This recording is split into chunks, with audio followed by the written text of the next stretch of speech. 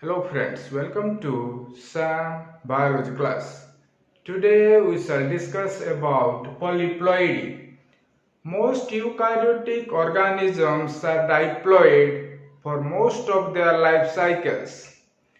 Diploid means they possess two sets of chromosomes. We too are diploids. Occasionally, whole sets of chromosomes fail to separate in mitosis or meiosis, leading to polyploidy. Polyploidy is the presence of more than two genomic sets of chromosomes.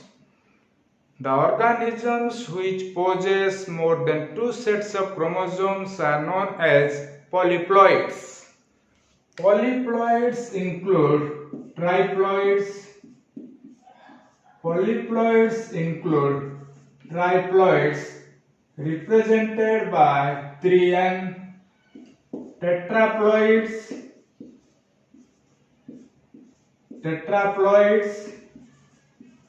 represented by 4N, and pentaploids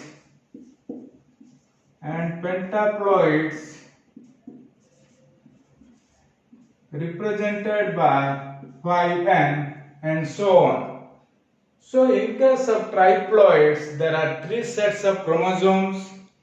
In case of tetraploids, there are 4 sets, and in case of pentaploids, there are 5 sets of chromosomes. Polyploidy is common in plants where it is one of the major mechanisms by which new plant species have evolved. About 40% of all flowering plant species and 70 to 80% of grasses are polyploids. It includes a number of agriculturally important plant species such as wheat, oat, potato, sugarcane, and cotton. Polyploidy is less common in animals. There are 2 basic types of polyploidy, such as autopolyploidy and allopolyploidy. First one is autopolyploidy, in which all chromosome sets are derived from a single species. Autopolyploids may arise through non-disjunction in mitosis or meiosis. Non-disjunction is the failure of separation of homologous chromosomes or sister chromatids. For example, here, non-disjunction of all chromosomes in an early embryonic cell double the chromosome number, and as a result, an autotetraploid cell is produced. In an autotetraploid, there are 4 chromosome sets, and all sets are derived from the same species. An autotriploid may be produced when a diploid gamete produced through non-disjunction in meiosis fuses with a normal haploid gamete.